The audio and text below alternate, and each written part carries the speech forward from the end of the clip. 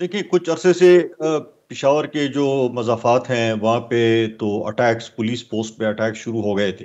Intelligence reports जो police के पास आ रही थी उसमें भी इस किस्म की इंडिकेशंस थी कि कोई इस तरह कोई बड़े पैमाने पे कोई एक्टिविटी होगी। स्पेसिफिक इंटेलिजेंस तो नहीं थी, लेकिन इस तरह जनरलाइज किस्म की इंटेलिजेंस ज़रूर थी पुलिस के पास कि इस किस्म की कोई कार्रवाई हो सकती है।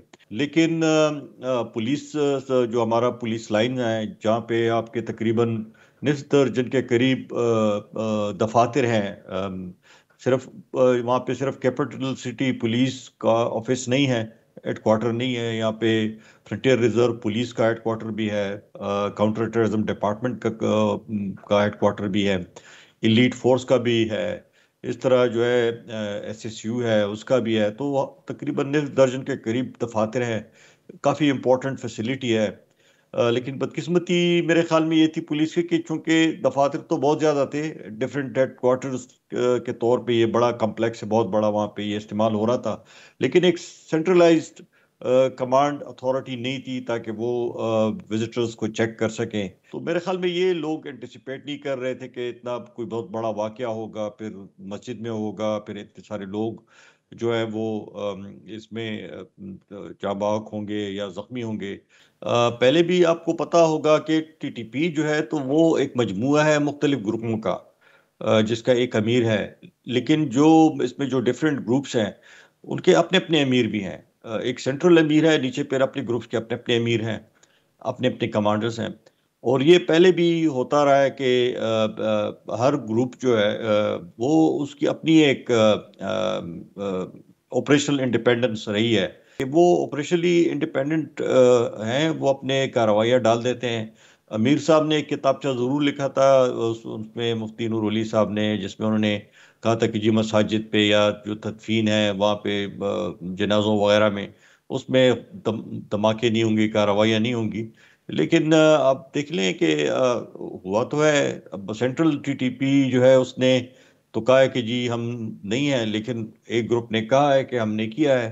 तो वो मेरे ख्याल से तो कोई हैरानी की बात भी नहीं है। कुछ अरसे से पुलिस के लोग टारगेट हो रहे हैं, रैंडम शूटिंग होती है, स्नाइपर अटैक होता है, तो पुलिस की जो है जवान जो है इसमें जाँ बाहक हो रहे हैं। तो फिर इस तरह का एक बहुत बड़ा वाकया अगर हो जाए जिसमें 100 के करीब जवान जो हैं वो जाँ बहक हो और इतनी ही तादाद में ऐसे ज़्यादा जख्मी हो, तो इमोशंस पढ़ते भी हैं, मोरल पे भी इफेक्ट पड़ता है। फिर सोशल मीडिया पे जो चीज़ें चलती हैं, जो जिस किस्म की चेमगोइयाँ हो रही थी, कंस्पिरेसी थ्योरीज, जिस तरह कल आईजी साहब ने कहा कि कंस्पिरेसी थ्योरीज पैडल हो रही है, तो उसका जो है डायरेक्ट इम्पैक्ट हुआ। जो कंस्पिरेसी थ्योरीज बनी कि जी कोई ड्रोन अटैक हो गया या पता नहीं क्या हो गया, अंदर आईडी लगा दी किसी ने, काफ़ी सारी चीज़ें। तो ये आज भी मैं देख रहा था, कल भी ये इसी तरह सिलसिला सोशल मीडिया पे फेक अनवेरिफाइड किस्म की चीज़ें जो है वो पैडल होती हैं, तो उससे इफेक्ट तो पड़ता है इन चीज़ों पे। ये नई जो वेव है, ये wave is different from the wave जो 2003-4 के बाद शुरू हुआ और फिर 12, 13, 14 तक जो सिलसिला चलता रहा, उसमें और इसमें बहुत ज़्यादा फ़र्क है। उस वक़्त था कि आप टीटीपी जो है नॉर्थ वज़ीरिस्तान, साउथ वज़ीरिस्तान, स्वात, मलकंड, कई सारी जगहों पे, खैबर, औरंगज़ई, बाजोड़, मोमंद, काफ़ी सारी जगहों पे उनका बाकायदा कब्ज़ा था, बाकायदा उनका कंट्रोल था। तो वो उसके लिए सक्सेसिव मिलिट्री ऑपरेशंस की गई और उसके बाद जगहों को खाली कराया गया। उसके बाद फिर टीटीपी जो है वो अक्रॉस द बॉर्डर चली गई अफगानिस्तान में। तो मिलिट्री ऑपरेशंस ये अगर करेंगे तो कहाँ पे करेंगे, क्योंकि फिजिकल टेरिटरी तो है नहीं जहाँ आप जाके तो मिलिट्री ऑपरेशन करें या फिर आप जो है तो लोगों को डिसलोकेट करें। दूसरा ये कि लोग भी ऑनेस्टली इस वक्त जहनी तौर पर बिल्कुल तैयार नहीं है कि उसको एक दोबारा उनको डिसलोकेट किया जाए, लाखों लोग जो हैं बेघर हो जाए दोबारा, उसके लिए भी लोग तैयार नहीं है। तो ये जो आपको मुजाहरे देखने में आए स्वात में, दूसरी जगहों पे जो वजीरिस्तान में, बनू में, लकी मरवत में या दूसरी जगहों पे, تو اس کا بنیادی جو ہے وہ یہی ہے کہ لوگ تنگ آ گئے ہیں ان چیزوں سے، امن چاہتے ہیں وہ، پھر یہ تباہی وغیرہ کس کے لیے کوئی بھی تیار نہیں ہے.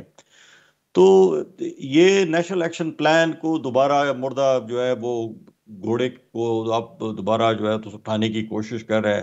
وہ ایک ہولسٹکلی اگر آپ دیکھ لیں تو اچھی چیز ہے، اس کے مختلف کنٹورز ہیں، وہ اس پہ عمل درآمد ہو، لیکن وہ ایک لانگ ٹرم ایک سسٹینڈ ایک ایفرٹ ہے جو ہونی چاہیے.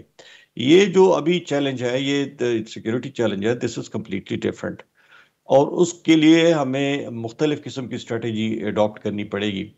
اب مجھے نہیں پتا کہ یہ جو کلوز ڈور میں جو ابھی میٹنگ ہو رہی ہے اس سے کیا چیزیں نکلتی ہیں یا کیا ڈسکشن اس پہ ہوتی ہے، لیکن اس کے انٹرنل اسپیکٹ بھی ہیں، ہونی چاہیے، اور ایکسٹرنل اسپیکٹ اس کا بھی ہے. تو اس کے لیے دونوں ٹو پرونگ وہ چاہیے ہوگی آپ کو. اب کل جو خواجہ اسد صاحب نے کل کے پرسوں انہوں نے نیشنل اسمبلی میں بات کی، رانا ثناء اللہ صاحب نے بات کی، انہوں نے افغانستان پہ کہا کہ جی وہاں سے چیزیں آپریٹ ہو رہی ہیں. اب افغانستان میں تو توان طالبان ہے.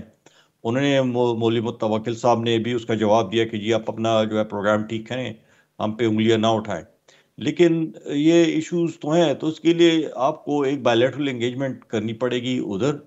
آپ کو انٹرنلی پھر اپنا سسٹم جو ہے وہ روبسٹ کرنا پڑے گا، پرومپٹ کرنا پڑے گا with better equipment, better intelligence, better arms.